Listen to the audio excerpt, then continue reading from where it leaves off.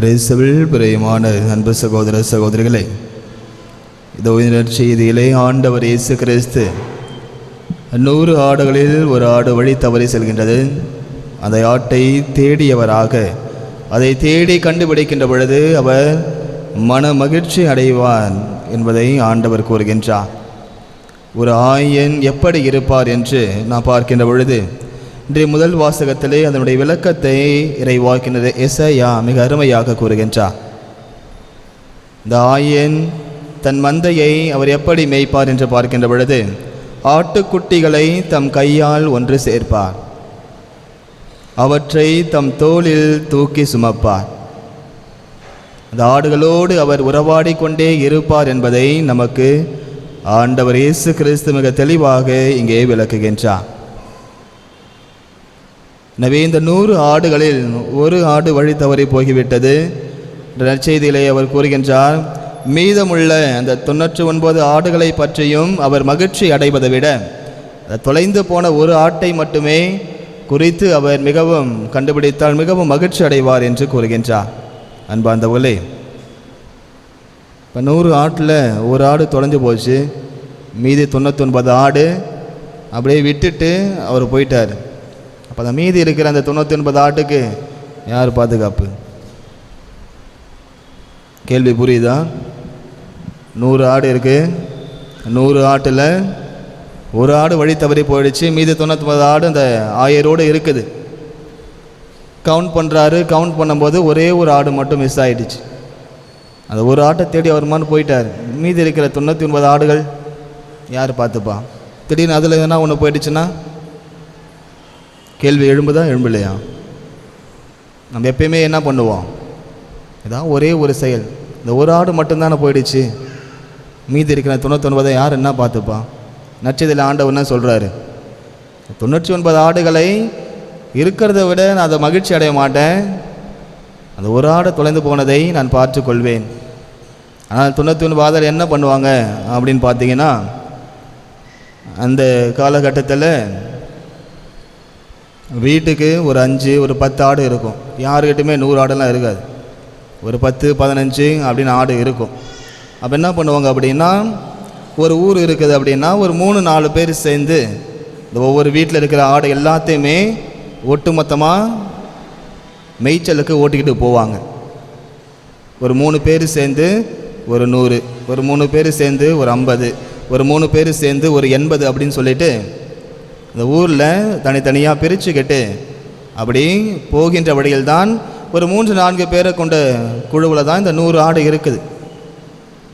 ஆனால் இந்த 4 பேரோ இல்லை 3 பேரோ கொண்ட குழு ஒவ்வொரு வீட்டிலேருந்து ஆட்டை கூட்டிகிட்டு வராங்க அப்படின்னா, இப்போ நான் ஒரு 30 ஆடு கூட்டிகிட்டு வரேன், இன்னொருத்தர் ஒரு 20 ஆடு கூட்டிகிட்டு வராது 50, இன்னொருத்தர் ஒரு 30, இன்னொருத்தர் ஒரு 30ன்னு வச்சுக்கோங்க, ஒரு 60-100 ஆடுகளை கூட்டிகிட்டு வராங்க அப்படின்னா, இப்போ நான் கூட்டிகிட்டு வந்த அந்த 30 ஆடில்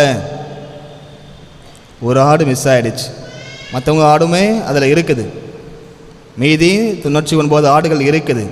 அந்த ஆயன் என்ன பண்ணுவார்? அவர் கூட்டிகிட்டு வந்த அந்த 30 ஆடில் ஒரு ஆடு தொலைஞ்சு போயிடுச்சு, மீதி இருக்கிற 29 ஆடு ப்ளஸ் அது கூட சேர்த்து மொத்தமாக 99 ஆடுகளை கூட இருக்கிற மற்ற ஒரு 3 பேர்கிட்ட பத்திரமா விட்டுட்டு, என்னுடைய ஆடு தொலைந்து விட்டது, நான் அதை போய் கூட்டிகிட்டு வரேன். போய் கூட்டிகிட்டு வரேன்னு சொல்கிறாருல்ல, அவர் தான் நம்ம ஆண்டவர் இயேசு கிறிஸ்து. மீதி 99 ஆடுகளை யார்கிட்ட விட்டுட்டு போகிறாரு? நம்முடைய திருச்சபையிடம். திருச்சபைகிட்ட என்னுடைய பிள்ளைகளை கவனமாக பார்த்து கொள்ளுங்கள், நான் மீண்டும் வருவேன், தொலைந்து போன என் ஆட்டை தேடி கண்டுபிடித்து விட்டு நான் மீண்டும் வருவேன்.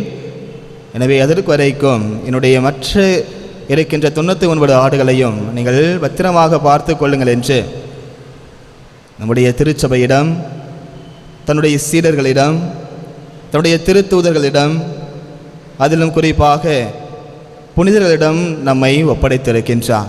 அதிலும் குறிப்பாக நம்முடைய ஆட்டுப்பட்டி அந்தோனியார் ஆலயத்திலே யாரிடம் ஆண்டவர் இயேசு கிறிஸ்து நம்மை ஒப்படைத்திருக்கின்றார்? யார்கிட்ட ஒப்படைச்சுக்கிறாரு?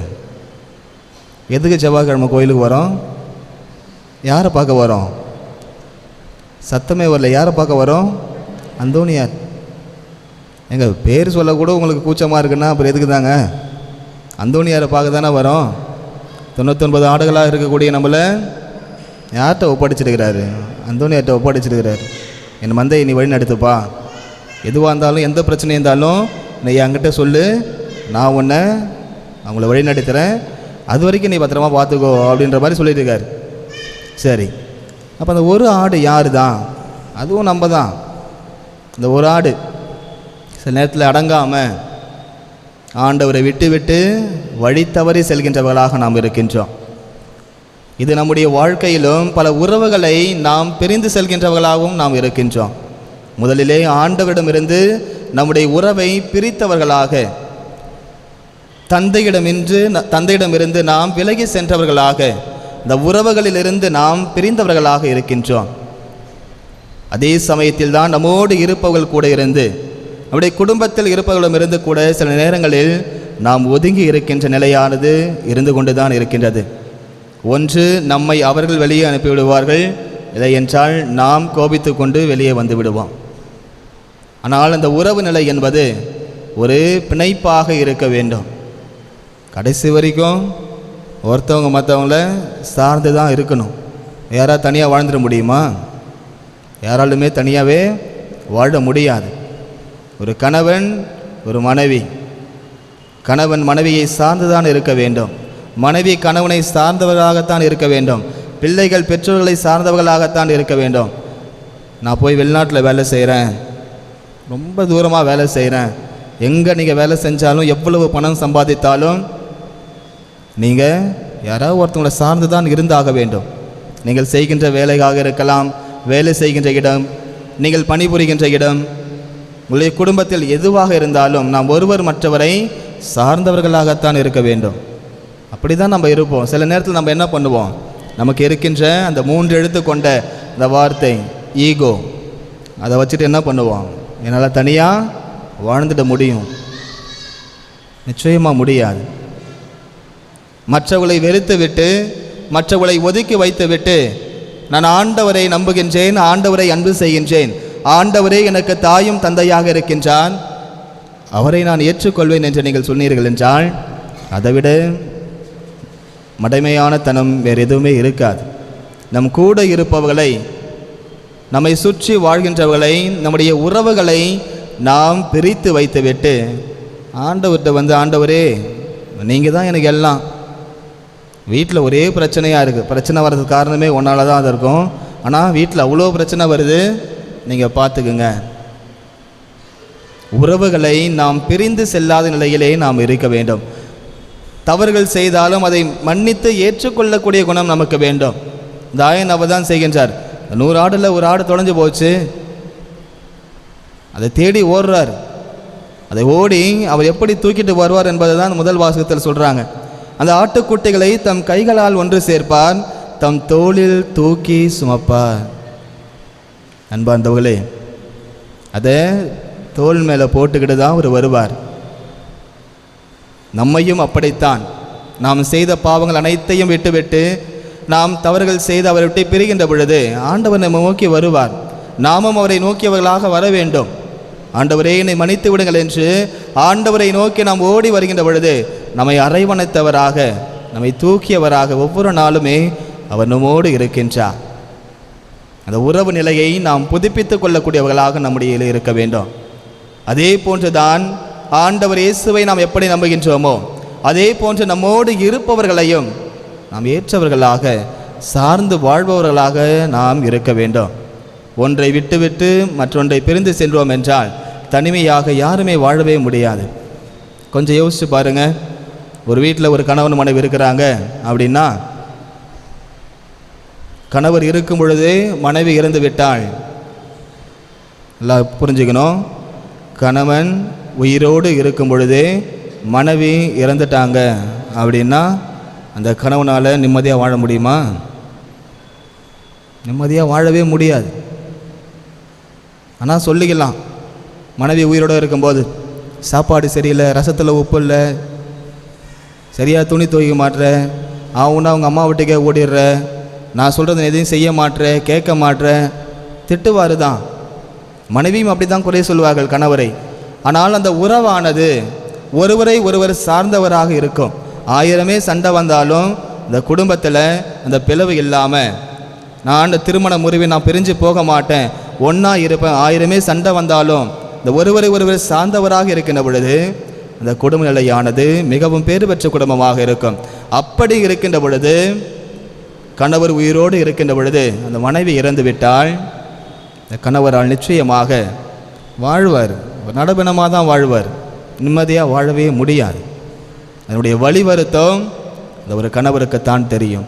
ஆனால் மனைவி உயிரோடு இருக்கின்ற பொழுது ஒரு கணவர் இறந்து விட்டால் என்றால் பெண்கள் சில நேரத்தில் அவருடைய ஞாபகம் வந்தாலும் தன்னுடைய பிள்ளைகளை பார்த்து கொண்டு, தன்னுடைய மகன்களை பார்த்து கொண்டு, தன்னுடைய பிள்ளைகளை பார்த்து கொண்டு அதிலே வாழ்ந்துடுவாங்க. ஆனால் ஒரு கணவரால், ஒரு ஆணால் தனியாக வாழ்வது என்பது மிகவும் கடினம். எனவே இருக்கின்ற வரையில் 70 75 அவ்வளோதான். அதுக்கு மேலாம் ரொம்ப இந்த வருஷத்தில் இந்த காலகட்டத்தில் இருக்கிறது சாத்தியம் கிடையாது. 30 வயசில் எல்லாருக்கும் லோ சுகர் வந்துடுச்சு. 30 வயசில் 20 வயசில் எல்லாம் சுகர். என்ன பண்ணுறோம்? ஆனால் அந்த ஈகோ மட்டும் நம்மளை விட்டு போக மாட்டுது. ஏன் நான் போய் மன்னிப்பு கேட்கணும்? நான் எதுக்கு நானாக போய் பேசணும்? அவனாக வந்து பேசிட்டோம். அப்படி நினச்சிருக்கலாமா ஆண்டவர்? அதான் தொலைஞ்சு போச்சு அந்த ஆடு, அப்படியே ஓட வேண்டியது தானே, எதுக்கு நான் போய் கூட்டிகிட்டு வரணும்? நினச்சிருக்கலாம்ல. அதனால் ஆண்டவர் அப்படி செய்யலை. அந்த ஒரு ஆடு எனக்கு தேவை தான். அப்படி குடும்பத்தில் பிரிந்து சென்றவர்களும் அப்படித்தான். எப்படியாகப்பட்டவர்களாக இருந்தாலும் சரி, அவர்களும் எனக்கு தேவை. வாழ்வது ஒரே ஒரு வாழ்க்கைத்தான். உறவுகளை சேர்த்தவர்களாக நாம் இருக்க வேண்டும். சில நேரத்தில் ஒரே ரொம்ப பிரச்சனையாக இருக்கும். ஒரு 10 வருஷம் 5 வருஷம் பேசாமலாம் இருப்போம். ஒரு வீட்டில் யாராவது இறந்துட்டாங்க அப்படின்னா அந்த 10 வருஷம் 5 வருஷம் சரியாக பேசுறதில்ல. ஒரு அம்மாவோ ஒரு ஐயாவோ இறந்துட்டாங்கன்னு வச்சுங்க. இப்போது ஒரு மனைவி இறந்துட்டாங்க.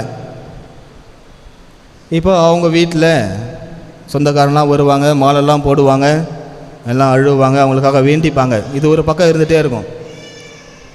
அந்த உடலை எப்போ எடுப்பாங்க அப்படின்னா அந்த அம்மா வீட்டிலேருந்து, பிறந்த வீட்டிலேருந்து என்ன வரணும்? சீர்வரிசை வரணும். வரணுமா வராதா? அந்த பிறந்த வீட்டிலேருந்து அந்த கோடி துணி அப்படின்னு சொல்லுவாங்க. அந்த புடவை வந்து போட்டால் தான் அந்த பாடி என்ன பண்ணுவாங்க? எடுத்துகிட்டே போவாங்க. 1000 பிறந்த வீட்டில் சண்டையாக இருந்தாலும் என்ன பண்ணுவாங்க? சாவில் இந்த கோடி துணி அவங்க வந்து போட்டே ஆகணும். போட்டால் தான் அந்த பாடியானது எடுக்கப்படும். நம்ம இறந்தாலும் சரி, நமக்கு உறவுகள் தேவை. ஒருவர் மற்றவரை நாம் சார்ந்து தான் வாழ வேண்டும். அதுதான் கட்டாயம், அதுதான் ஆண்டவருடைய நியதியாக இருக்கிறது. ஆனால் இன்றைய காலகட்டத்தில் நாம் பிரிந்து செல்பவர்களாகவும் ஒருவர் மற்றவரை ஏற்றுக்கொள்ளாத சூழ்நிலையிலும் நாம் இருக்கின்றோம். எனவே அன்பார்ந்தவர்களே, ஆண்டவர் நமக்கென்று ஒரு ஆயராக இருக்கின்றார்.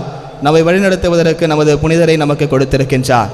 அவரிடத்தில் நாம் அனைத்து விதமான ஆசீர்வாதங்களை கேட்டு நாம் பெற்றுக்கொள்வோம். அதே சமயத்தில் என்னுடைய குடும்பத்தில் இருந்து பிரிந்து சென்றவர்களை நான் ஏற்றுக்கொள்ளக்கூடியவராகவும், அவளை அன்பு செய்யக்கூடியவர்களாகவும், அவர்களை மன்னிக்கக்கூடியவர்களாகவும், அவர்களோடு நான் உறவாடக்கூடியவர்களாகவும் நான் இருக்க வேண்டும் என்று நம்முடைய புனிதரிடம் நாம் மன்றாட வேண்டும்.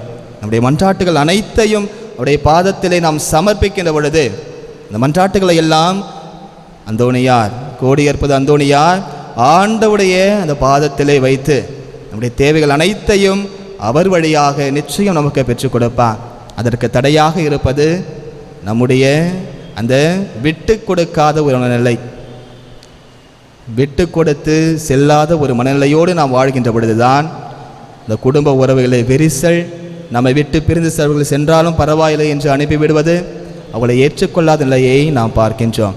எப்படி ஆண்டவர் நம்மை விட்டு கொடுக்காமல் ஒரு நபராக இருந்தாலும் தேடி வருபவராக, தேடியவரை தூக்கி நம்மை தோளிலே சுமந்தவராக ஒவ்வொரு நாளும் நம்மோடு இருக்கின்ற பொழுது, நம்மோடு இருப்பவர்களை நாம் தேடி வருபவர்களையும், நம்மோடு பிரிந்து சென்றவர்களையும் நாம் தேடியவர்களாக, அவர்களோடு நாம் சமரசம் செய்து கொள்ளவராக, ஒருவரை ஒருவர் சார்ந்து வாழ வேண்டும் என்பதற்காக நம்முடைய மனதிலே நாம் வைத்து ஆண்டவரிடத்தில் அதற்கான வரத்தை வேண்டி தொடர்ந்து திருப்பலியிலே நாம் அன்றாடுவோம்.